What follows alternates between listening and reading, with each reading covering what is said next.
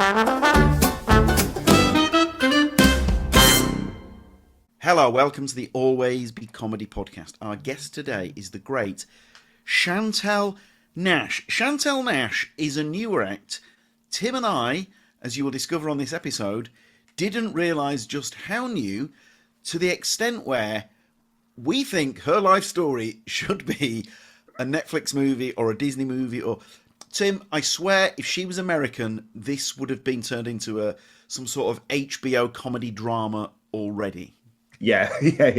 Let's say, I think there's still a chance for it. I think it's a lovely story. Chantel is just one of the most likable people you'll come across. I think she's really wonderful. She's still very new. She started in 2022, and already, oh my god, I know. Like, amazing. You hear a lot of people being like, "You don't get good for the first 6 years of being on stage." God, I've had 10. Yeah, absolutely. She's already great. And she signed with one of the big agencies, and they are sending her on tour with all the big ones, and she is absolutely smashing it on all these big rooms already. It's a very, very cool thing. If any comedian saw Chantel Nash, they would go, "Gosh, she's really good." And then if you said she started in 2022, they would throw themselves off the roof. yeah, I'm afraid so. Yeah. Good for her. Ah! Yeah, absolutely. Like we say, a very new act. So in that regard, she said she has nothing to plug. However, I would say follow her on Instagram. Chantel Nash does funnies. While you're on there, if you haven't followed Always Be Comedy, it's Always Be Comedy, all one word. But yeah, Chantel, a lovely chat with a very promising new act. For anyone that doesn't listen to the Friday episode, that's not true actually, because the Friday numbers are as good as the Tuesdays, whether we like it or not. Basically what happens is the Tuesday guest we see as sort of like, oh, this is the main course, and then the Friday is like a bag of sweets, and then you look at the numbers and you're like, oh man, they're sort of the same. But anyway, if you don't listen to the Friday episode, we did shamelessly plug our Chortle award win. Tim, you've got the award. You're keeping the award. I always like to hang on. This is much cooler if I never actually revealed this, but I like to get I like to print off the version that gets emailed, right? And put that in a frame. Lovely. But I want to know, what are you going to do with the award, Tim? Well, you know what? I always think. So I was meant to be moving, and I was going to have them all behind me. That might still remain the case. Really, if you're video viewers, that poster, that's a very old poster. So I always think, should I just make it sort of my podcast background? Maybe I'll do that. What, Banquet Records? Yeah, Slow Club, whose Self-Esteem's old band. That's a gig I went to a long time ago, and that poster's still up. Really, I do think, shall I just pop, I hate to say it, all 3 Chortle Awards up as part of the background? But does it look a bit lawyer's office? It would look amazing. Maybe, you know what? Maybe that's the thing I'll do this weekend. I quite like mine there. Yeah, I think they look nice there. Still waiting for the trilogy to be complete. Absolutely. Hopefully it'll arrive soon. I've got.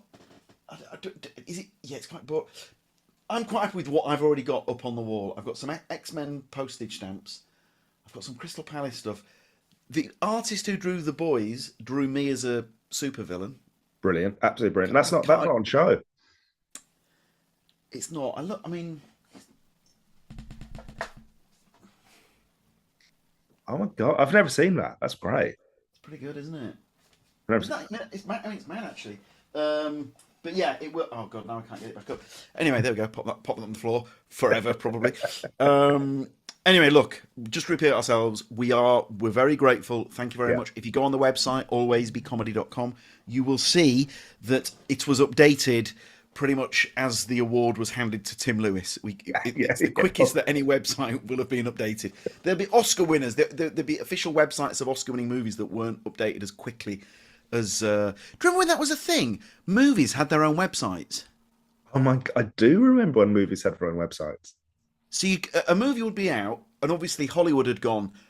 The internet. It's all about the internet, and so they would build a website for a movie, and it would have, say, wallpapers. I remember The Dark Knight had Yeah. all sorts of like extra info as if Gotham and the Joker were real and so on. What happened there? Did the movie studios just go, this costs a fortune and no one goes on the websites? Yes, unfortunately, so I bet it's just that, just Instagram, or is it actually you let at discussing film post those photos and make it look more exciting and mysterious. What's that at discussing film? Well, just like or Variety or Deadline or anything, just Oh, like I see. discussing film. In my head, that's sort of one of the premier film Twitter pages, if there still is premier Twitter pages. Have you seen the new Spider-Man trailer? I haven't, and I've heard it's gone absolutely gangbusters, so should watch it. Sensational. Fantastic. It's brilliant. I can't wait. I'm going to take the girls. It will be the best. It will be the best thing ever. The biggest trailer in the history of trailers in terms of how many views. That's what I heard. Yeah, yeah, yeah. It beat the GTA trailer was like the big one, and then this Spider-Man one's just gone like leapt over it. Tom Holland is a great. He's the best. I'm saying it. He's the best Spider-Man. Wow, I like that. I like that a great deal. Yeah, look, absolutely love him. Did you know that Bob Mills, we love Bob Mills, on his talk radio show once had Dominic Holland come in? This was only like a couple of years ago, I think. Okay. And do you know who went with accompanied? Yep, Tom. Tom went with his dad. Does Tom Holland technically has done a Bob Mills radio show? Tom Holland has done Bob Mills's Sunday night radio show. That's fantastic. That's really great. If you couldn't love Tom Holland anymore, Yeah. no fanfare, just rocked up with his dad. Oh my God, that's so good. That's so cool. That's superb. Very, very cool. What a guy. Love Tom Holland. Right, hang on. Tom Holland, you're always very welcome to come to Always Be Comedy. I mean, we've had Finn Wolfhard. It's not that big of a leap. And Tom, that was a seminal night, wasn't it? Finn Wolfhard at the Tommyfield. A great night. Well, it's also had Mark Lamar at Tommyfield. Mark Lamar, Bill Bailey, and Finn Wolfhard together at last. It was great. Yeah. Right, so this is Tuesday. Tonight, we've got Ian Sterling. I suspect it'll sell out by the time the episode comes out, but you never know. Jacob Hawley, this Wednesday. That show went on sale, I'm exaggerating slightly, 20 minutes ago, and it's sold out. So we've added a second Jacob Hawley show. You can see a Jacob Hawley work in progress for £6 English pounds on Monday, the 27th of April. We have added so many new shows. I think we revealed the other day that there were 90 shows on sale. Now, we had a couple last night, so that thankfully will have gone down to... Nope, still 90. I must have added a couple in the intro. That is, wow. Wasn't expecting that. This Thursday looks like it's sold out. Friday looks like it's sold out. Next Monday, the 30th of March, Maisie Adam, work in progress. Wednesday, the 1st of April, Mark Steele, Doc Brown, Maya Tassolini, Ciara O'Connor. Tim, how badly have I just said their names? I think you saved it very well. Ciara O'Connor, Maya Tassolini. Oh, Tim. The new kids. As David Spade would say, just tidy that up in the edit. The joke there is that it doesn't get tidied up in the edit. Or as Spade will sometimes say, and have we got a clip there? No, we don't. And then they move on. I love him so much. Thursday, the 2nd of April, Flo and Joan, Stuart Laws, Michael Adewale. And then in Chelsea, Joel Dommett, Flo and Joan doing the double. And Doc Brown at Chelsea. Brilliant. Friday, the 3rd of April, mystery guest. If you want to know who, hang on. If you want a clue, drop us an email. Joel Dommett, Pravanya Pillay. And then 6th of April, Josh Pugh, preview. There's loads as there's 90 shows. Alwaysbecomedy.com/tickets. We can reveal, Tim, we've not told the newsletter at the time of recording that one of our summer pilot shows at the Bedford, Friday the 24th of July, Nish Kumar, Ellis James, and we're about to add a third act. Tim, it's all happening. Goodness me, it really is all happening. Plenty of opportunities to see Always Be Comedy in various parts of London, let's be honest. Yes, indeed. Look, grateful boys. Anyway, here she is. Tim, Chantel Nash is human sunshine. Here she is, the great Chantel Nash. Well, look, straight off the bat, huge and heartfelt thanks. So, look, we would. It's the least we can do is the sweet research. You've not been going anywhere near as long as we thought. Oh, this is a fun game. How long did you think I'd been going for? This is just one for we always right. Sorry, Tim, for using the royal we here, but yeah. We invariably assume that even the noobiest of noobs has been going like 10 years. Okay. Is this? Hang on. Is the internet No. Right. If you tell us how, the internet, I'm sure it said 2022. Yeah. Oh wow! Jesus Christ! She's fresh. Yeah, that's correct. 2022. Yeah. Sorry. I feel like I don't qualify. Should I leave? No, this is a huge compliment. This is like the highest compliment we can give. Oh, thanks, guys. Jesus Christ! I cannot. But hang on, was this during lockdown as well? Then? No. So technically, it was 2021. I started. Did I say 2021? No, it was 2022. So I started. My son was born in 2021. And then I got postnatal depression in the start of 2022, and then that prompted me to start the comedy in about Easter 2022. So yeah, so it was kind of in a post-COVID world that I started comedy. So I didn't have to suffer it with online gigs and stuff like that. I started when like comedy venues were back open again, and the world was kind of getting back to normal in 2022. Yeah, this is phenomenal motivation to start comedy. I mean, it's extraordinary, isn't it? Well, yeah, you can say motivation or maybe a terrible mistake. I say terrible idea, James. I always say that comedy is a hobby that's gotten really out of hand really fast, like at breakneck speed, out of hand. So 2022, I did a comedy course to start. That's how it started, because I was like really sad, and my partner was like, I'm really anxious and I'm really scared and I'm really down, I'm really depressed, I don't know what to do. And he was like, oh, what's your wildest dream? And out of somewhere in the recesses of my brain, I was like, to do stand-up comedy. And it's one of those things where I'd always, you watch Netflix, and for me watching Netflix, it's always like, white man, Wanda Sykes, white man. And I was like, there must be like Black British women doing this. Like, I remember watching them growing up on telly, like Three Non-Blondes and all that stuff. Jeannie Asheray, like Andy Osho. Like, I remember seeing these women, but where are they? Like, why don't they? Where is it? And I was like, somewhere in the back of my mind, I must have thought, I could do that. Maybe I could be that woman, but I never really spoke it out loud. And then he was like, okay, we'll go and do stand-up comedy then. And because I'd said it, I had to hold myself to account. And I went and booked myself on a 6-week comedy course and did that. And then it went well. You kind of could go every Sunday with your little notebook, and you kind of learn things about rhetoric and stuff like that.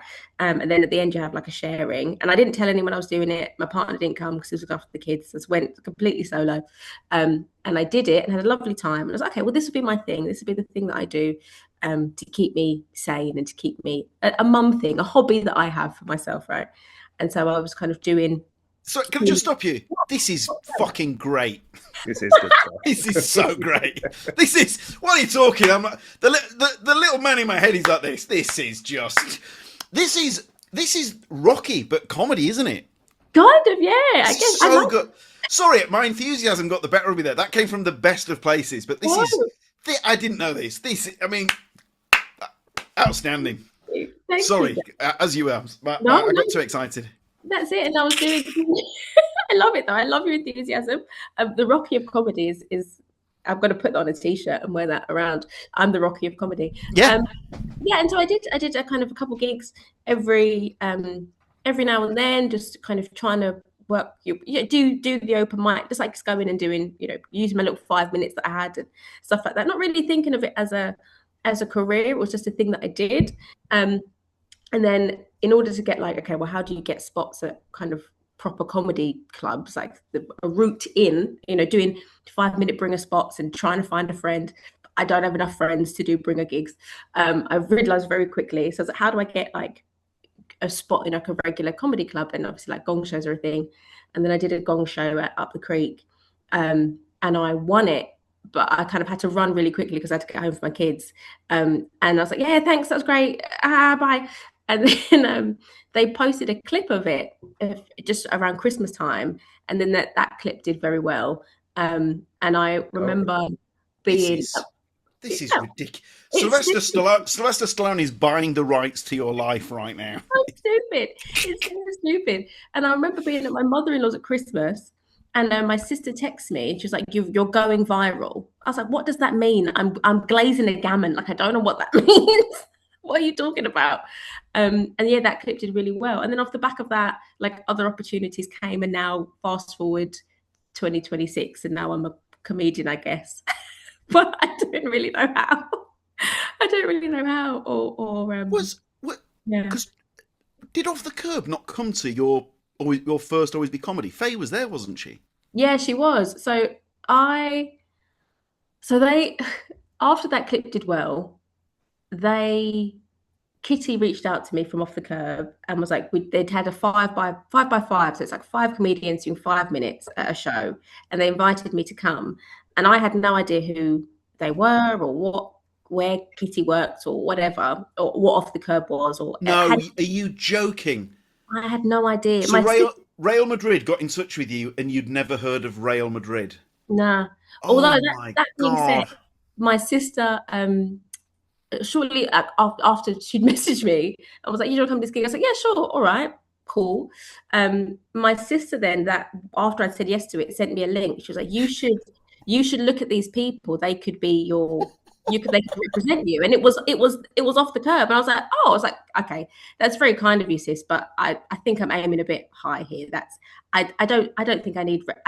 It's just a thing I do. Like, I don't. Thank you for thinking of me, and I'm glad you support me. So now, for our listeners, just to explain what's going on here, and I know a lot of them will be on board already, but if you're not already on board, what your sister has spotted, she's gone on the Off the Curb website, I imagine, and she has seen Michael McIntyre, Alan Carr, Jonathan Ross, Joanne McAnally, Ramesh Ranganathan, Rob Beckett, Josh Widdicombe, Catherine Ryan, Tom Allen, on and on and on. The people I've missed out, I apologise to all of them. I've missed out some of the biggest names in comedy. And so your sister's flagged this, and you've gone, well, hang on, let's not get carried up. Jesus. Chantel. And then at the same time, a person from that very agency had reached out to me to come and do like a one of their gigs, to be like five new comedians, 5 minutes. We want to come and have you do that. So I was like, yeah, okay, fine. I went. And again, at the gig, so my partner works a night shift. So I have to be home by 10 p.m. for him to leave for work, which makes comedy quite a tricky thing to do, actually. Yeah. It's a very impractical job because I have 2 young children, they're 7 and 4.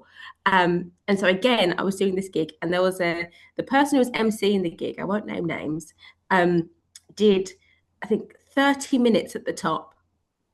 And again, to the listener, the MC is supposed to do 10 to 15, really. Yeah. Top. I mean, if you go over 15, that's pushing it, isn't it, really? So 30 is crazy. It was wild. And the whole time, it's like five comedians doing 5 minutes. Come on. That is a 25-minute long show, 30-minute show, right? Really? That's isn't it? 30-minute show. And it was, so I'm stressing about, like, I need to get home. I'm on the clock. Not really realizing where I am or who's watching me. I'm just like, can I just do my bit and leave, please?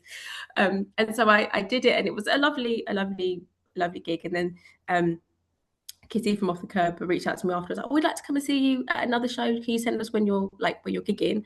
And again, I'd been doing like just open spots. I think it was a pub pub in like Marble Arch somewhere. And I was like, well, I'm doing this. I've got this gig. And it was a bringer gig. And in my head, I was like, okay, well, if they come, they'll be my bringer.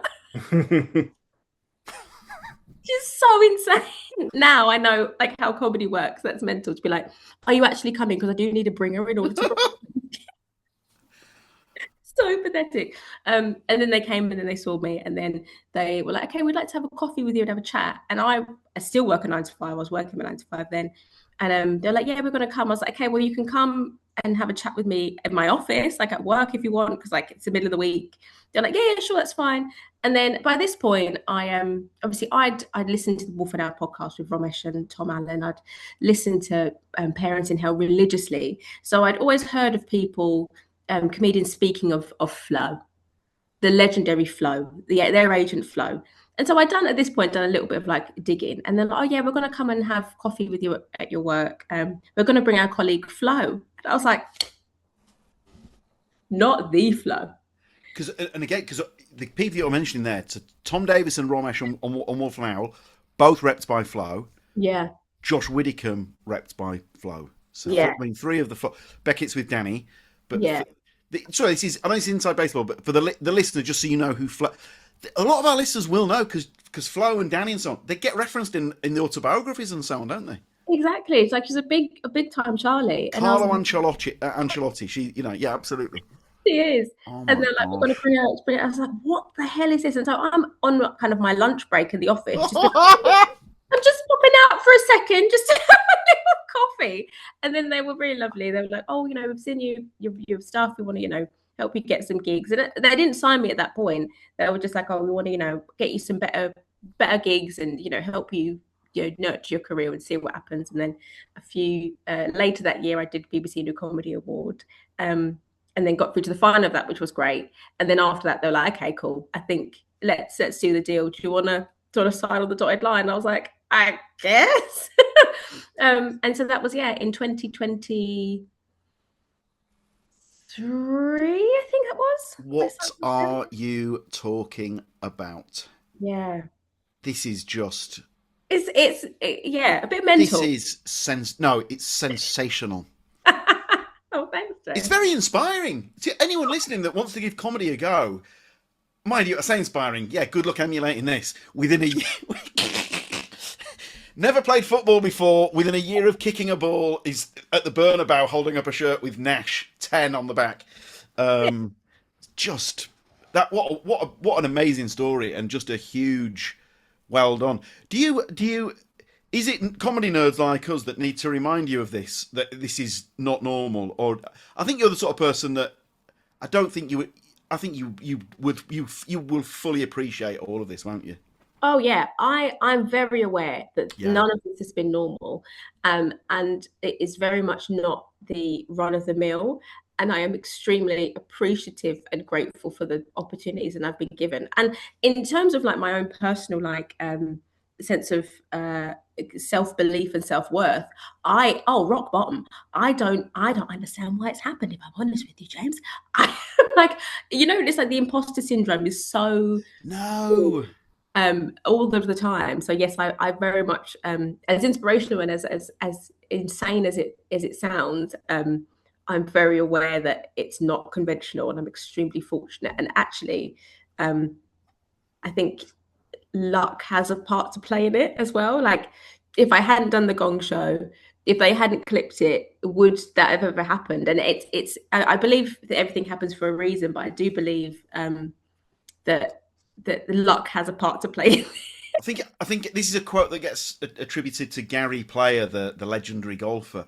But I think he said, luck is when preparation meets opportunity. Yeah. And I think there's a lot of truth in that. So it's not just... So if you didn't have the skills to pay the bills, then you wouldn't have signed with Curb, That's true. That's amazing. Also, we always be comedy. We always do have a soft spot for people that are still juggling the 9 to 5, right? I only left... I've been doing this a lot, 16 years... But I only went full-time during lockdown. I was a journalist for 20 years. Yeah, absolutely. So there's loads of people are still juggling it with extra work, aren't they? Yeah, absolutely. How did you find the juggle? I'm going to flip it back. you just get used to it. So I was working all day. So I would, let's pick, when I was at, say, at Shortlist. So I worked at Shortlist and Stylist for say 7 years. So I'd finish work, and then say I would be legging it to a train station to Yeah. do a mirth control gig in a wine bar in Hampshire Yeah. for no money, to die on my backside, to a room full of disinterested people trying to eat a meal or whatever, Yeah. and then get back late at night, Mm. and then get up and do it all again. I Yeah. went sober. That played a big part, because I got Oh, I got a lot of the energy back. yeah. So that was a big part. But I think in my deluded head, I told myself that I was Peter Parker, and by day, I was Peter Parker working at the Daily Bugle, and then at night, in my own mind, I was the superhero doing Yeah. comedy. I mean, you're knackered all the time, aren't you? That's Yeah. And the thing. yes, I am knackered all the time. And so yeah, I still have my like full-time 9 to 5. I do compressed hours, so technically I work kind of 5 days worth of hours in 4 days. So I have a Yeah. Monday off. But where I worked when I first started comedy, it was like 5 days a week working. And I'd worked there for a very long time, so I kind of knew the work inside out, so I could kind of like take my foot off the gas a little bit, because it's like, oh, I know what I'm doing. But that thing of like, you're in the office, you're finishing your day, you're in that job. I was like line managing people, so I was like responsible for line managing like a team of like 4 people, being pastoral, being like listening, getting the job done. I was doing like events in a theatre. So getting all of that stuff, thinking strategically, thinking, all of that kind of top stuff. And then, yeah, getting on a train, getting to the gig, but then having to be on at a certain time of the gig because I need to get back in East London for 10 p.m. to reach and go to work. There have been times where I, where my midweek bubble is like, I can't go anything higher than kind of like the edges of the like, just maybe Birmingham is where as far as I could push it before I can be able to get back. So I can't do like a midweek in Manchester or Liverpool And you have to open.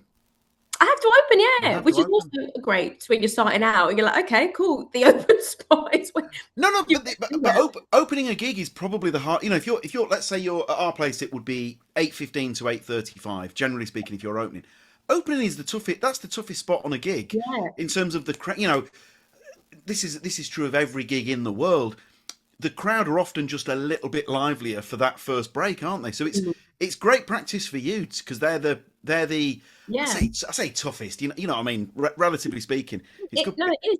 You've got to go in, and so when I was doing, I think London gigs, I can kind of squeeze the middle, and it's okay because it's too far. But if it's further out of town, I've got to be the opener, and they're the ones that I typically are harder anyway, because you're like, okay, right, I'm working on, of whatever local scenario that I'm not aware of because I've just come in, and do you know what I mean? I don't know the ins and outs of Greater Folkestone, like what is happening here? Do you know what I mean? To build that rapport.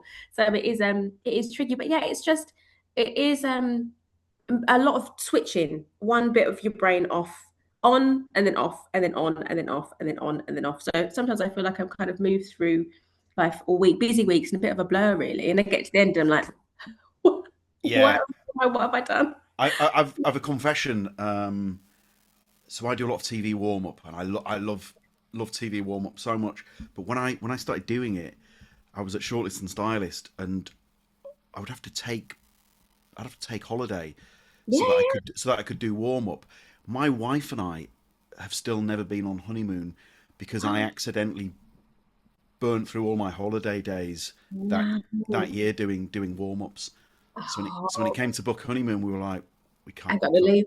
We can't. I used it all for the people. We've never had a honeymoon. That's all, and that is now. Well, no, we got the kids are 10 and 7. Will be tricky.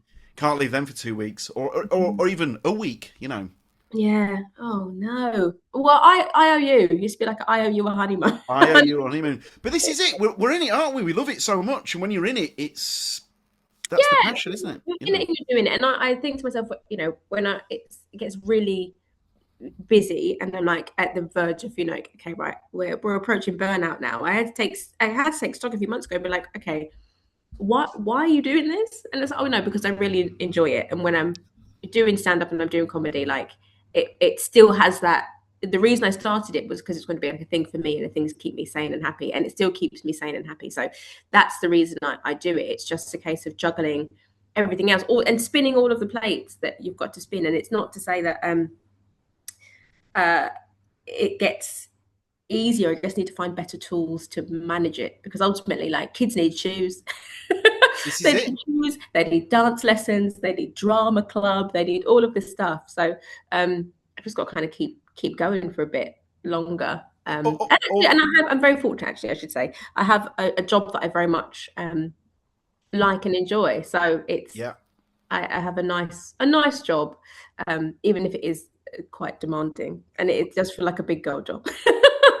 We must give credit to the partner. Because when you said that about him asking your wildest dream and you going stand up, surely every listener then went, "Oh, he's a keeper." Yeah, he is a keeper. He is a keeper. He's very encouraging. He's insane, James. I will say this. He's a madman. But he encourages me massively, and he does, because he works nights and I work during the day, and obviously I do comedy. He does a lot of he does all the school pickup and taking the kids to their activities and that kind of thing. So in terms of the kind of dynamic, he's doing kind of we were watching, actually started watching Motherland because we meant to watch it, and he was like, "Oh, do you know what? It's really nice to see myself represented on screen." I said, "You what?" It was like, "Yeah, I can relate with all of these women doing the pickup, doing this." And I was like, "Okay, all right, you're seen, you're heard." Yes, absolute wind-up merchant. But no, he's very encouraging, but he's not very helpful with comedy. So whenever I'm like, "Okay, right, I've got a bit," will you listen to this new bit? And shh, shh, shh. No. I don't want to see how the sausage is made. I just want to enjoy the fry up. I don't want to be involved in it at all. So he's very unhelpful when it comes to like feedback and that kind of I love this guy. Yeah, he doesn't want to know. He's like, "Yeah, it's your thing. You can do it. I'm here to support you. I'm here to, encourage you. I'm here to make sure there's space for you to do the things you need to do by, picking the kids up and doing all that stuff, because, you're working two jobs." But he will like let me know that his feelings about it. It's like, yeah, it is me. I am the mum. But he's like, "Is this too sunny? It's gotten really sunny all of a sudden. Should I it's pivot?" fine. It was all It's good. lovely. Yeah, That's right. Yeah. Right. I feel like Two-Face from Batman. That's a reference we can absolutely get behind. What we've done is we've just named several women of colour in comedy, and we're not naming them because we know that we will miss people out, and it's not worth someone emailing in and us then having to do a 1,500 word TED Talk apology. But the point that was made is it's heartbreaking there are not more women of colour in comedy. Yeah. What do we think the reason is, and what can be done? I don't know. I think there are. It's just they're hidden women and hidden voices. And I guess the pipelines for championing voices and amplifying voices historically made conscious decisions not to champion those voices, but now in 2026 those old mechanisms and tools that there were, i.e. TV, radio, all that kind of stuff, are already kind of crumbling apart. Like, that doesn't exist in the same way that it did. So you've got, kind of looking back historically, you have voices that weren't valued or amplified or given precedence on telly, and just not given those opportunities. And in 2026, you have a comedic ecosystem that doesn't have those pipelines anymore. And there is so much noise. There are so many different ways you can either like social media or start your own YouTube channel, or you can't just be one thing anymore. It feels like, to me anyway, you have to be the producer, the director, the costume designer, the photo editor, the podcast producer, the videographer, and the talent at the end of it. After all of that, you've got to do it all. And whilst the internet is there and YouTube is there as a means to kind of propel yourself, everyone's trying to do that.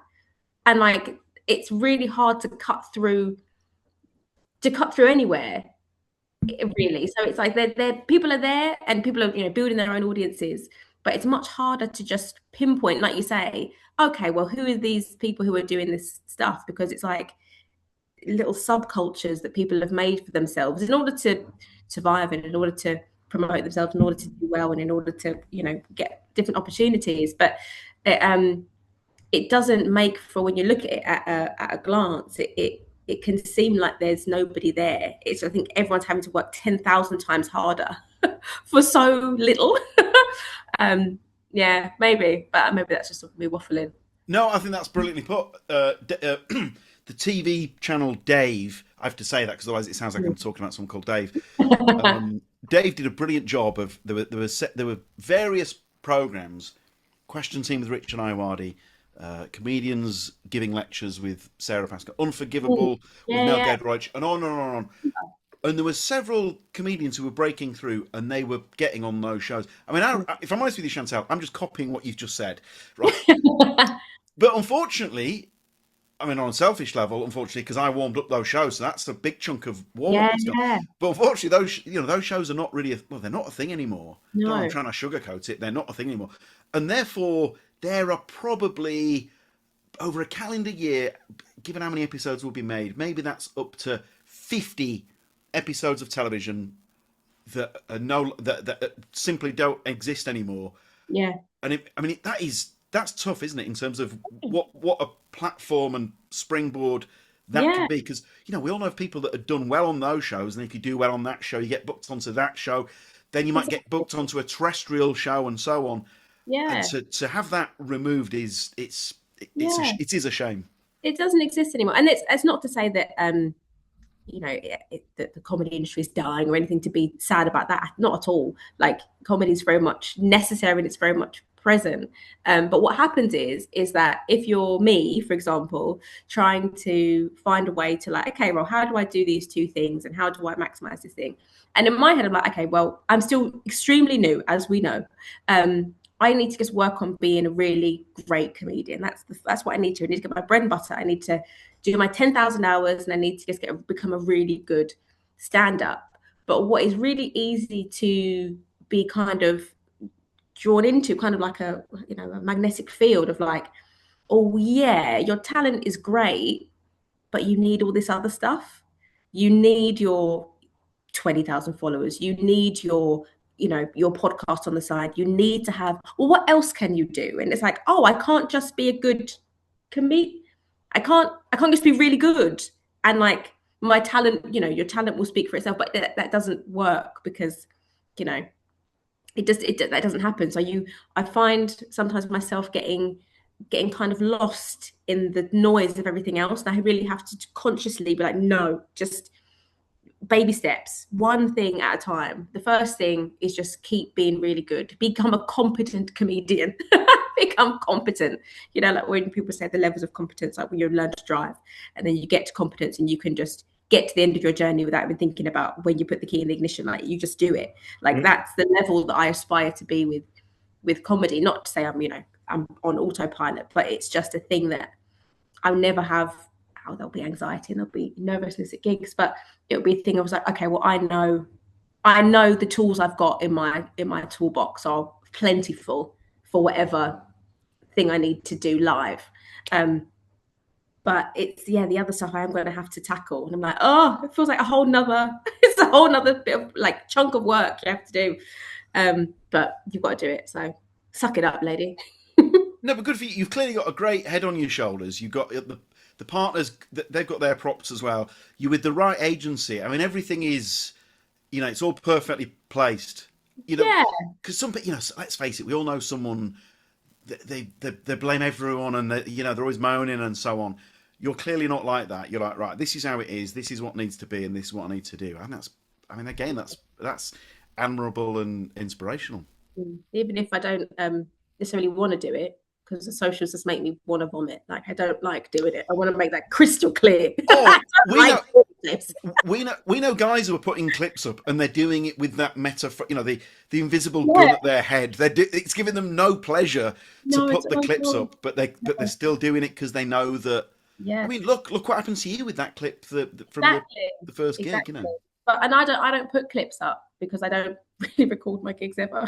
So I'm just really bad. I'm a really bad at self-promotion, as it were. So I do like other things, just like random hodgepodge stuff that I'm like, is that all right? Just trying to just get it done. You know, like when you're in your kind of regular 9 to 5, you've got to do your spreadsheets. Not everyone likes spreadsheets, but you've got to do them. And I think of social media as my spreadsheet. I've got to do it. Just get it done with something. As long as I put something up in a week, it doesn't have to be. It probably won't be good. It's there and it's done. That's a great way of looking at it. Is it? Well, yeah, like Josh Pugh said that he would make himself, and he still does it now. So he makes himself commit to putting that Monday morning video up every Monday, come rain or shine. I mean, with that guy, I mean, the rest is history, I suppose. But I mean, even that is easier said than done, isn't it? Yeah, it is. It is easier than done because it's like you've got to. It feels like when you perform a stand-up live in front of somebody, it's a sharing, isn't it? It's a classic call and response, right? It's I'm doing something, you're giving me something, and it's a thing. There's a live transaction that's taking place, which feels good. It builds energy, it builds rapport. When you've got your phone in your kitchen and you're, trying to think of something that's funny or the other people, like it makes me want to peel off my own skin. Like because it's all here. It's all the focus is just here, just back at yourself. And I can't, I find it very difficult to look at myself objectively like that and to be like, okay, right, here is a thing. I'm no longer me. I'm just a person.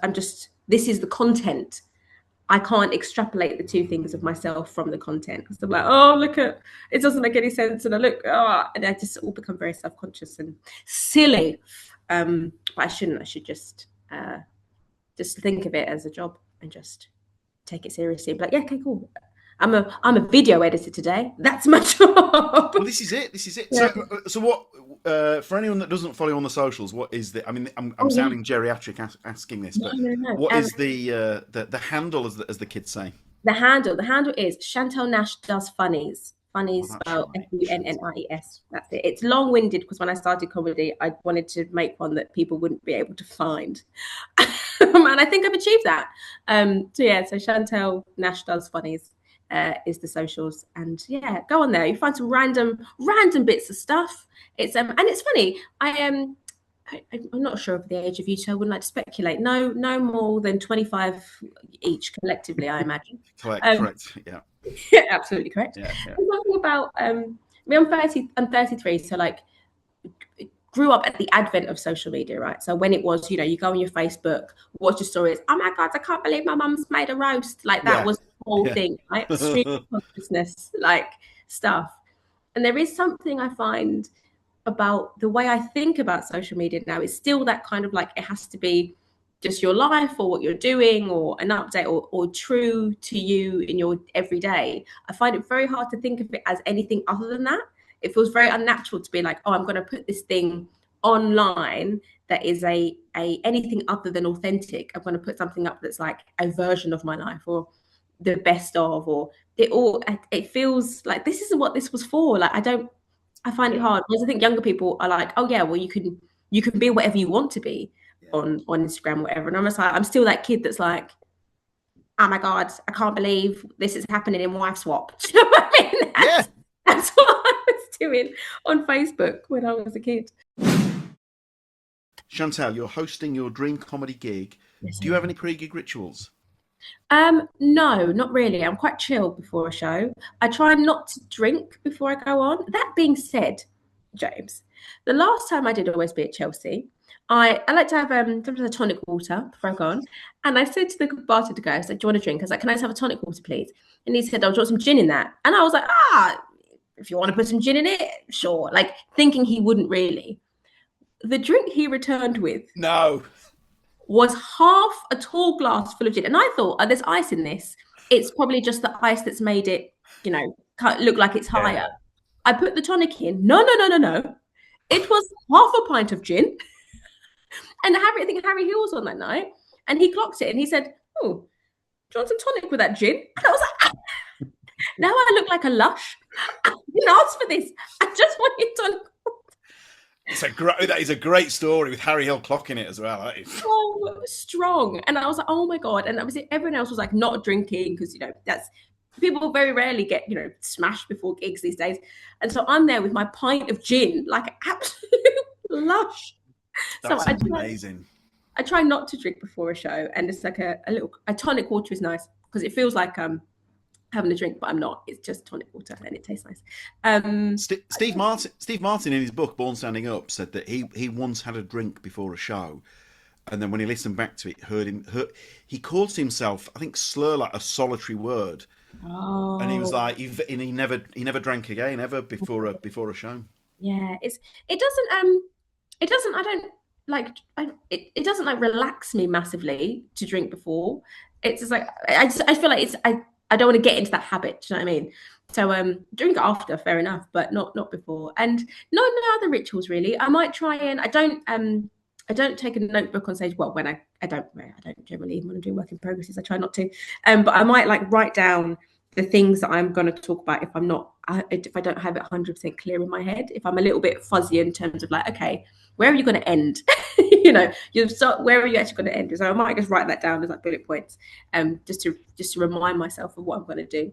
And that's it. A stretch, sometimes just to make sure my mouth's awake. And I crack my knuckles a lot, but that's just me always. I crack my knuckles, maybe crack my toes if I've got time, just to loosen things up. But yeah, nothing, no massive rituals. I'm not like got to turn around, kiss the floor, do 10 star jumps, and I'm quite mellow before I go on. I'm just like, yeah, okay, let's do it. That's a good place to be. It's like, the episode of Malcolm in the Middle where Bryan Cranston's bowling the perfect game. Have you ever seen that episode? And then before he knows it, he's got like 20 rituals before each. Because you can get a bit. I mean, I went down that avenue with I had a banana and sparkling water before I went on stage. Okay. And then before you know it, you've gone mad. Oh, where's my banana? I need my banana. It was like Dumbo's feather. It really was. Who would MC the gig? Well, I think for me, Tanya Moore would MC the gig. I love Tanya, and I've had the pleasure of gigging with Tanya, and she always sets up a room so amazingly, and is always so generous, but also very she runs a tight ship in the best kind of way, like with the audience, in terms of they understand their role, they understand the boundaries, and she will enforce that with rigor, but in a way that is always, sometimes with especially like now with like crowd worky stuff, crowd work can sometimes feel like it's at the expense of the crowd, right? It's like we are trying to get everybody in the room to laugh at this person, and it can feel quite unkind. But for me, like crowd work at its best it comes from a place of curiosity and communicate and connection, right? So it's people who are curious about somebody in the audience and something that they do, and finding something interesting about it, and then as a community, we're enjoying finding out more about this person. And so we're building a community based around somebody who's not on stage, but it's always from a place of curiosity and kindness and genuine intrigue. And I think Tanya does that really, really well, where she's not like, and she doesn't just lean on that. She's got, her toolbox, as I said before, is full of, things she needs to do to make a room good and ready to go for comedy. So yeah, Tanya would be my MC. And she's not, she MCs really well, but she obviously she's not just an MC. She just have a person that is that amazing thing. She can be both things really, really well as a, stand up and an MC. Because I think MCing it's not a given. Not everyone can do it. I can't do it. Yeah, that's my MC, Tanya Moore. I tell you what, talk about star quality as well. She's got that, when she walks on, the charisma is striking, isn't it? It really is. She's really engaging and likable, and yeah, she just, And as a new act, she's also extremely generous with her time, and her insight is actually invaluable. I had her on my a podcast I used to do called Making Friends with Chantel Nash, where would invite women on who I'd want to be friends with, and then we'd chat about friendship, basically. All episodes are available if you fancy giving them a watch at any point or a listen. And I had Tanya Moore on, and she was so authentically herself. I was like, Tanya, the whole thing at the end was like, will you be my friend? And she was like, no, not yet. She's like, I don't know you. And I was like, that's great. I love that you're being completely honest with me. But she's always been, like, no, I don't want to be a friend. It's the most Tanya Moore story I've ever heard. Literally. Not yet. Not yet. No. Tell you what, though, but that's her. What you see is what you get. I mean, talk about a straight arrow. Yeah, straight arrow. And we had a lovely chat about friendship. She was so generous in the chat. I was like, oh, brilliant. We built a lovely rapport there. She's like, no. not yet, lady. Not yet. But she did it in a way that was entirely charismatic and entirely authentic to herself. And in a way that I'm like, okay, cool. That's just my challenge, is to try and make you want to be friends with me at some point. But no, she's amazing, and she's great. And she's always been so she gave me a wonderful tip, actually. When she came and I used to do a comedy night in the Prince of Peckham in their basement room, and she came and she headlined it. And I was like, oh, would you like me to say anything about you before you come on? And she was like, absolutely not, nothing. Just say my name. I don't want you to, don't build any level of expectation for the crowd with me. He's like, just say my name. That's all you need. And actually that stuck with me. So now whenever people ask me, oh, is there anything you want me to say? I'm like, no, just my name. That's it. I don't need bells and whistles, because I'm no longer in control of what you set up. Like I can't pull that back now. If you were to say, oh, she's amazing and blah, blah, blah. A great tip from Tanya that I carry with me to this day. It's a real British thing, that I think. So we British people don't want any of that. Yeah. But Bob Mills told me a story, maybe not to be repeated on a podcast, but I'm sort of in it now. But Bob was emceeing the Comedy Store, and an American actor had come over with a laminated piece of paper, which Bob had to read out before introducing this comedian. And it said something like, every once in a generation, a new sound comes along, and then it said pause. So he'd written in pause, a new beat, and all of this, as if what I'm about to introduce to you is, this guy's going to change the game. And Bob kept going, mate, I can't.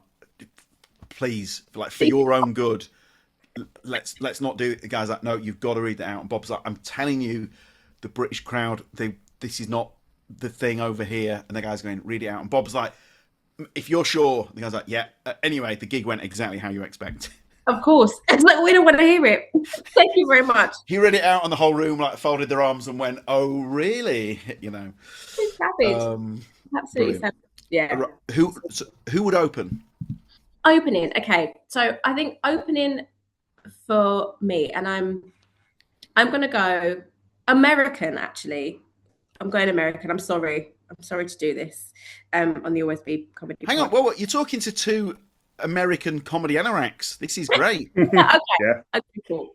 As long as we're clear on that, I should be championing some, and especially off the back of what I said earlier about there not being any Black British women on comedy. I'm now about to put no Black British women up in the I'm the problem. It's me. But the person I'm going to put opening is Naomi Ekperigin. She is an American stand-up, and I've only kind of found her in recent years. But she is absolutely hilarious. She's got a Netflix special on with Steph Tolev and somebody else. But she is hilarious. She just has a quality to her delivery, and the way she pronounces words is just funny in itself. The way she says white women will never, like, that in itself is hilarious. And she's always her writing is very considered and sharp and simple. She's an amazing bit about if America was in a movie, it would be the part of the movie where, I'm going to bastardize a joke now, you should look it up, don't listen to me saying it, but where America coughs into a rag and pulls back and there's blood. Like, It's amazing. So Very she's going to good. be my opener. She's going to be my opener. Yeah. So Strong. when you said Naomi's name, I googled because I'm not sure if hang on. Apologies to Naomi. Profoundly successful. So she was in Mythic. She was in Mythic Quest. Yeah. So she right. Okay. So she's a case of, I guess, someone that's well known in America, perhaps not as well known to our Yeah. guys. I think so. Yeah, probably. But if you, she's on Netflix. So she's on it's like a triple bill one that she's on. I'll find the name of it. Steph Tolev played Always Be Comedy. Yeah, she was Yeah. down a while ago. I love Steph Tolev. She was great. my secondary opener. I was like, Naomi or Steph, because I love Steph equally. I'm gonna. Wow. She's a filth monger, and I love it. Right. I love how smutty she is, but as somebody who is a little bit smutty themselves, I find it very, very nice to hear a woman speak that, because men can do it and talk about smut and stuff, and it's all great, and then women do it and it's like, you're gross. But Steph Tolev does smut in an amazingly authentic, raw way that I really love. Who middles? Who middles? Trevor Noah middles, because why not? Yeah, absolutely. Why not? Why not? It's just a master of storytelling. I saw him at the O2 when he was down last year. Was it before last? And somebody said to me when I started comedy should feel like you're having a conversation with your best friend. That's good comedy should feel like. To every single person in the room, they should feel like they're having a chat one-on-one with you. And Trevor Noah does that so insanely well. The O2 as well, which is not a particularly great space for comedy, but he made me, it was me and my Richie, and then my sister and my brother-in-law, and every single one of us was like, it feels like we're just having a chat. We're all just having a chat with Trevor Noah, even though it's an arena full of however many tens of thousands of people. The masterful storytelling, just taking everybody on the journey, and like when you think that, like, think of that bit at the end of Inglourious Bastards when you watch it for the first time. This is a segue, but we're coming back. Where Christoph Waltz, at the end, you think, okay, right, he can do everything. This man is the font of all knowledge. And then they pretending to be Italian, and he starts speaking Italian, and you're like, no, speaks Italian as well. Yeah. And you have this moment of like, is there nothing this man can't do? Like, he is going to suss them all out, and it becomes high stakes. Trevor Noah is like that at every moment in the story. He's like, oh, then there was this Scandinavian man, and there was all this whatever. And you think, okay, right, there's no way he can do that accent. There's no way he can do that act out. There's no way he can do that bit. And then you're like, no, he can do that as well. And it's just amazingly masterful storytelling. And as somebody who likes to tell stories on stage, it's really amazing to watch and very inspirational, I find, Trevor Noah. And also just a real nice guy. He seems like a really nice guy. Have you met him? No, I haven't. I want to. I wondered if can Off the Curb facilitate this? I don't think. Oh, but maybe I might ask. Might put it on my Off the Curb Christmas wish list. Can I please? Can you introduce me to Trevor Noah? I don't know how these things work, but if there was some sort of after party, you never know, do you? At one of the O2 gigs or something. Maybe one day I'll send energy out into the universe. Although I feel like if I met him, I wouldn't do myself justice. I don't do very well in those kind of situations. I'd be like, "Oh, you're great," and I'd probably be like, that insanely inarticulate woman that I met is a stand-up comedian. I don't think so. But yeah, Trevor Noah's my middle guy. I couldn't. You know what? I really got a sense of how much you love him. That really that was like palpable. Really do.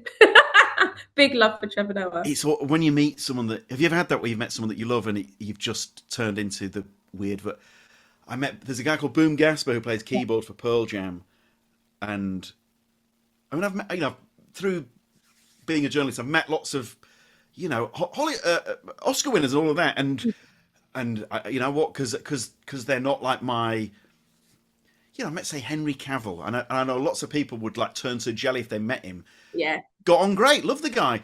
But because Boom Gasper and Pearl Jam mean far too much to me, the word that I could barely speak, it's awful, isn't it? It is. It can be awful. And luckily I haven't met that many people who mean that much to me, because I'm a civilian, really. But But I can, yeah. If I met Trevor Noah, I feel like I'd really have to go with some notes, things to say. Yeah. A few people like that. Trevor Noah, Whoopi Goldberg. If I met Whoopi Goldberg, I'm in bits. Absolutely in bits. I'm not going to hold it together at all. The first time I met Rob Beckett was, and I like Rob. I didn't realize I liked him as much as I realized I did when I met Rob Beckett. It was after Parenting Hell Live, and he was there, and I was like, and I just bleh. And to the point now where Richie's always like, remember that time you met Rob Beckett? You were really weird, and like you couldn't speak, and it was like, are you okay? I think that's endearing, though. Bad. It's endearing because it shows how much you care, you know. Yeah. We'll say it's endearing. Yeah, that's what I said as the police dragged me away from Boom Gas Bar, you know. Who would close the gig? Closing the gig, the legend that is Bernie Mac. Oh my God. Bernie Mac's closing the gig. Jesus Christ. Nobody else, like, just extraordinary. And for me, I watched Def Comedy Jam. My uncles would get my sister kind of cassette tapes. He lived in America, and would send them for her. And Def Comedy Jam was one of the things that he would send back. And me, I shouldn't have really probably been watching Def Comedy Jam, but would watch it on a kind of a Sunday afternoon in her bedroom when she was out with her friends, and put on the cassettes. And Bernie Mac, even at age, 10, 11, had no business understanding what he was going on about, but found him insanely funny. I think of him every time I've got to do a gig in a room that has a lot of middle-aged Black women in it. Because they're all remind me of my mum, and so they're the scariest audience to perform in front of for me personally, and especially because I sometimes talk about a little bit of smut and a little bit of filth. Oftentimes, middle-aged Black women don't enjoy that coming from somebody who sounds and looks like me. It doesn't hit the ear quite the same way as a man, and so they can be quite intimidating. And I think of Bernie Mac and that, you know, I ain't scared of you motherfuckers. I ain't scared of you, mother. I mean, that if anyone's not seen it, I mean, that Jesus Christ, that's essential viewing, isn't it? Yeah, it really is. Mate, the jeans with his own face on. Yeah.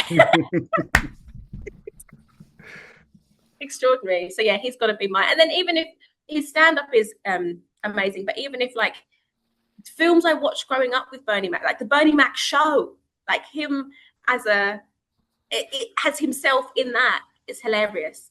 Guess Who and all the rest of it, it's amazing. Kings of Comedy is still one of the greatest comedy specials ever. Is my washing machine really loud? Can you hear it? Can't hear it at all. You can't really? That's wild. It is like going for the clappers. Okay, sorry. Kings of Comedy. I don't know why. Now, James, maybe you can answer this, actually, and Tim. Why isn't Kings of Comedy on any streaming platform? Must be a rights issue. It'll be a very boring rights issue, I think. Yeah, because it's the same reason why Norm Macdonald's autobiography, you can't get it on British Audible. Oh, so it must be a rights thing. Kings of that. I don't think. You know, you talked earlier about these Netflix specials. You know, yeah.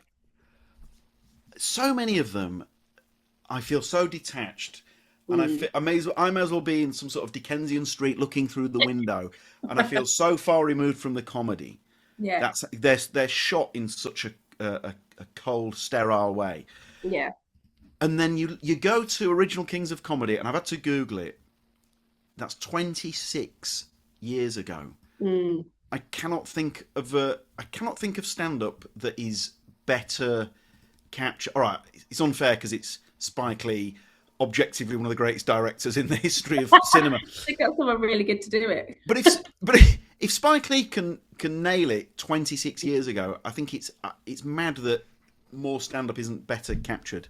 Yeah, it's true, and I think it's the audience isn't captured enough. I guess in like the audience doesn't exist in a Netflix special. It's all Zoom, like it's macro on who's performing, and actually you lose the connection between who's actually listening. If you watch Kings of Comedy, the audience are the fifth act. You feel like you sat with them at times. Yeah, you're in it. Even if you're in it.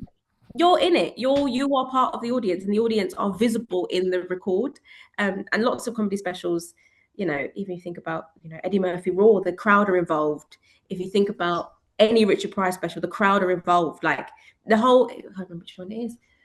Anyway, but it starts with the crowd. Like the opening shot is that of the crowd, people taking their seats, him roasting somebody who's coming in late. Like the in order to get the synergy of like what is amazing about live comedy, you need to involve the audience in some way. You can't just ignore them and be like, oh, well, the viewer is the audience. Actually, no, the people who are really enjoying it are the people in the room. And Kings of Comedy does that amazingly. And obviously, all of the comedians who are on there are legends in their own right. But Bernie Mac, for me, supreme boss.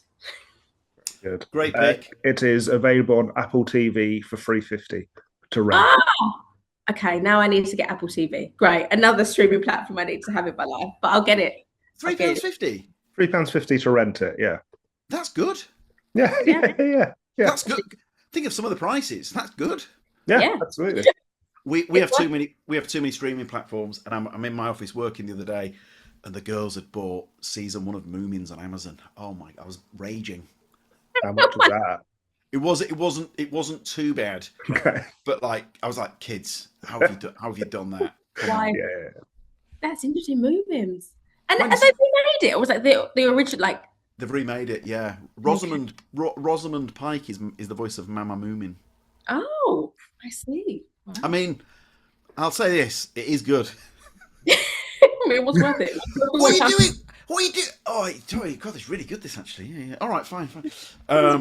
Now, Bernie Mac, great pick, and thank you for making me feel warm about Bernie Mac. You know, yeah. Now, has there been an incident that you would somehow love to replicate at this gig? Ooh, an incident I'd love to replicate at this gig.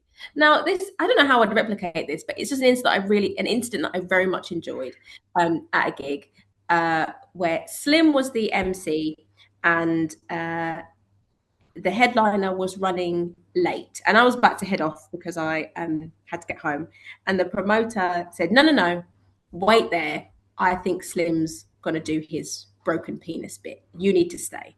And I was like, okay, fine. And so Slim was filling, the headliner was running late, and he did his broken penis bit, and what happened to the room I can only describe as like cataclysmic in its response to that bit. I was crying. It's an amazing like bit that he has about breaking his penis, and it's so funny. The room was in pieces, people in pieces, and it was amazing to watch that. I think Slim, again, another lovely person who was always very encouraging, has always been very encouraging of me, and has always been very supportive. Everybody in my professional career calls me Chantel. Everybody in my regular job, comedy, everybody refers to me Chantel. My family will call me Shan. Like, nobody calls me Chantel in my regular life. Slim, the first time I met him, was like, "You're right, Shan."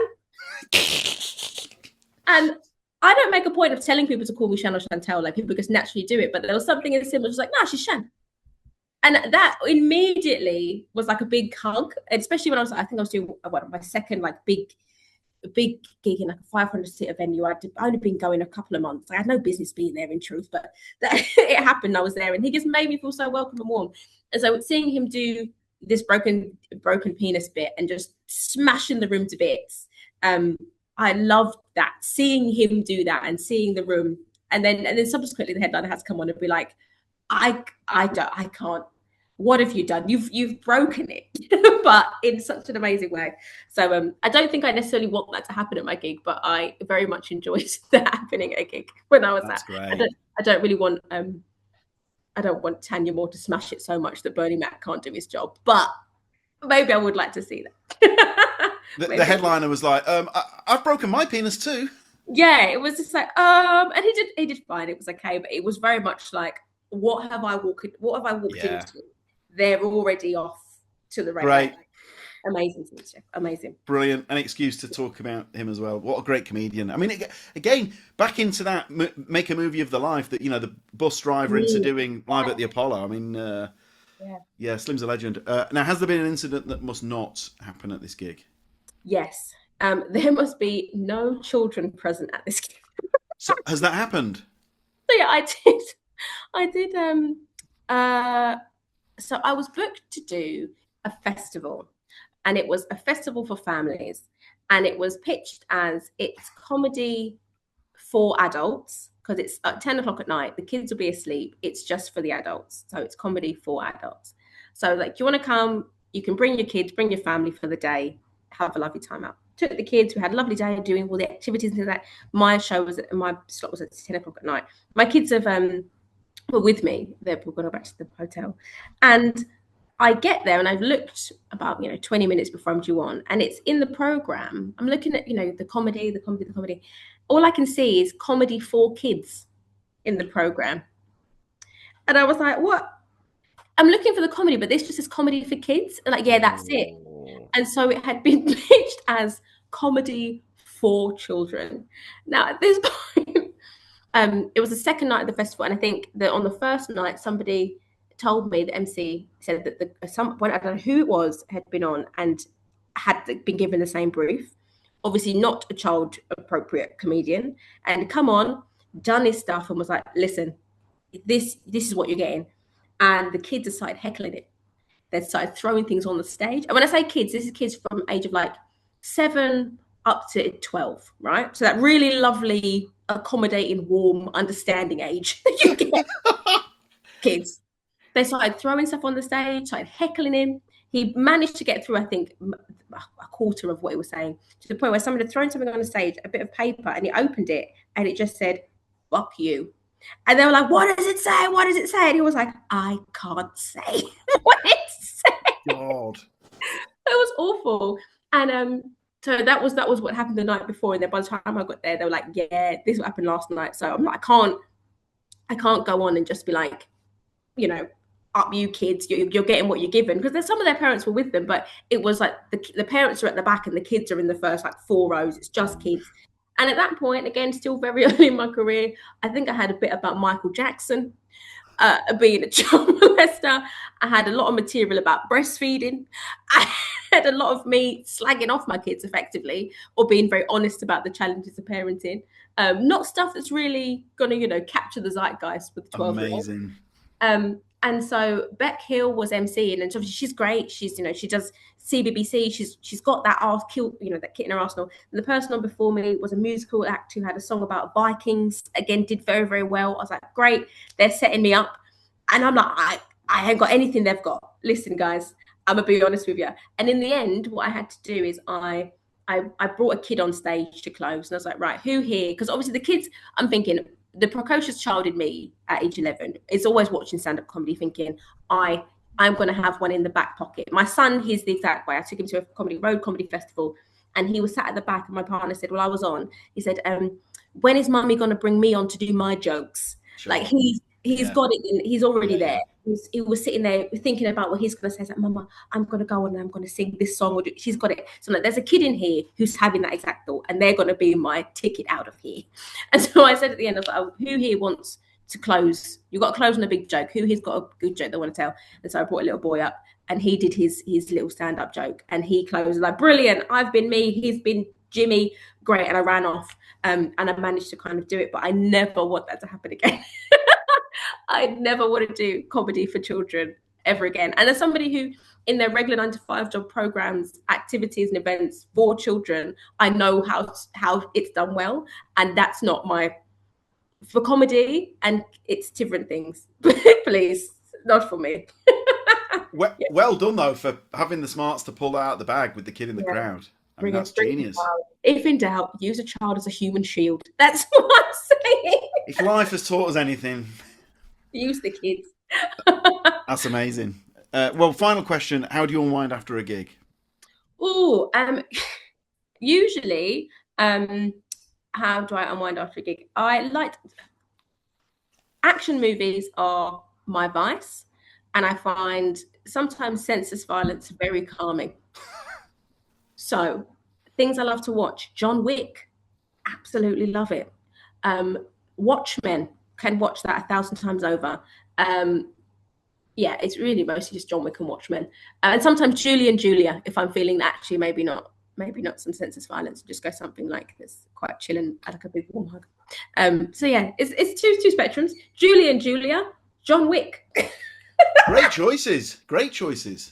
Yeah, I like those. On a train back. And sometimes an M&S mini tinny on the train back from a gig, because they're extraordinary. Great. And I should have shares in Marks and Spencer's. I love it. On occasion that, and then yeah, some rapid gunfire just to chill me out. Great post-gig fodder. Chantel, that was perfect. Thank you so much. That was a banger. That was brilliant. Mr. Stallone, good luck in the bidding war for Chantel's life. Didn't know any of that stuff. That's just amazing. Yeah, well, there you go. And so, yeah, thank you very much for having me. Thanks a lot, Chantel. That was great. Thanks, guys. Huge and heartfelt thanks for the insanely likeable Chantel Nash. Tim, I've got mine, but what's your favourite Chantel Nash memory? So there's a bit which won't be in this episode. It's when you took a mid pod toilet break. I hope that's all right to say. I love the fact that you were trying to find a more diplomatic way of putting it. You went to powder your nose. Sounds like you're doing drugs. I did. Look, you know what? And look at the size of the. I'm forever drinking water, and you know what? Rightly so, to a point. But it does mean at the age of 47 that I do have to have a mid-gig wee. So yes, absolutely. And we were talking about how Chantel used to work at the Royal Opera House. I don't think that's doxing. She doesn't work there anymore. So she used to work there, and she worked there at a time that my childhood best friend's dad worked there. So we had a lovely reminisce about a lighting operator at Royal Opera House, who actually I went into work with for a day to see it all. So I'm very grateful to Norman Gordon. So there we go. It couldn't be more niche, but I think it's that one. I must say, when I came back from my wee, the two of them really were. You're not seeing in Partridge where Lynn and the Irish TV executives are getting on famously. Yeah. Let's talk about me. That's one of the best episodes of Partridge ever, isn't it? Oh man, I've just done another watch through of all of them, and it's all great. But I think that is such a brilliant one. That's such a brilliant one. That's the best. That's probably the best I'm Alan Partridge episode. Certainly up there. But I do have such a soft spot for Knowing Me, Knowing You, and Knowing Me, Knowing Yule. Oh man, Knowing Me, Knowing Yule is maybe my favorite one. I think it's really, really overlooked. I think it's brilliant. It's so good. Eldon's great in it. I mean, they're all great in it. Oh man, Eldon's really good. I think I'm so sorry I can't remember his name, but Steve, the TV producer. Tony Ayres. Yeah, Tony Ayres, played by someone. David Schneider. Dave Schneider. I don't know where Steve came from. Yes, Dave Schneider. Really funny. Really funny. There's a scene where Doon McKeekan is chatting. She's talking away, and then Coogan and Patrick Marber exchange a look. It's such a little. Remember? Yeah. It's really so subtle. Anyway, great comedy. My favorite is the very first time she did Always Be Comedy. Little did I know at the time that must have quite literally been one of her first gigs. Yeah, absolutely. It was one of those like scouting missions where someone from Kirby got in touch and said, "Can you put this act on?" It was a scouting mission, and I think Faye, another absolute luminary in the world of comedy. I know we talk about Off the Curb very glowingly, but rightly so. I do often compare them to. I'll often say Real. If you ever hear me say refer to them as Real Madrid or Barcelona, it's because they I see them as the best of the best. And Faye's one. I mean, they're all really great there. And Faye was down to watch Chantel. I'm sure there were a couple more. But yeah, I think for any. We know a lot of comedians listen to this podcast, and based on experience, I think a lot of the newer acts really look up to Curb as they're sort of like the benchmark, aren't they, Tim? Whereas I guess there are plenty, aren't there? And quite a good spot at the moment where there's a lot of the new agencies at the moment with a lot of cool kids that everyone's trying to get on with as well. Basically, comedy's in a very good spot. Sorry, I don't know if I nailed that. Well, okay. I think what I'm probably revealing is that I look at them as the Yeah, benchmark. yeah. There was an act who they didn't go with Curb. They went with someone else, and I was like, what? But that's probably more me projecting, right? I think so, because if it's the same act I think we're having a perfectly nice time in redacted agency's name. Yeah, you're right. And I think what I've realised, Tim, is that maybe I shouldn't project. It's a bit of fun. Right, Tim. So favourite memory. She nailed it. It's great. Tim, there are a few things we love more than seeing a new act nail always be comedy for the first time, because it feels exciting. Oh my god, absolutely. I get excited about any debut, really. We had Cecily Hitchcock last night, very good. And it's just so exciting to see something I've never seen before, because we've been around over a decade. We've seen everyone. So when we get to see someone we haven't seen before, I'm always delighted. Someone asked me a question, Tim, this week, and I'm going to ask you: do you ever fancy having a go at stand-up comedy? No. There's a little now. There is a little part of you, isn't there, that's like, do you know what? I think I like bloody. But when it actually comes down to it, are you a bit no? I'd say exactly that. I can't lie and say it's 0%, but it's not much beyond 0%. The listeners are all now that Jim Carrey gif of, so you're telling me there's a chance. Right, okay. Well, look, watch this space. Tim, there's now 91 shows on sale. Fantastic. Wow. Right, we'll see you soon. Thank you very much. As always, lots of love. Bye, bye, bye, bye. Good stuff. Good.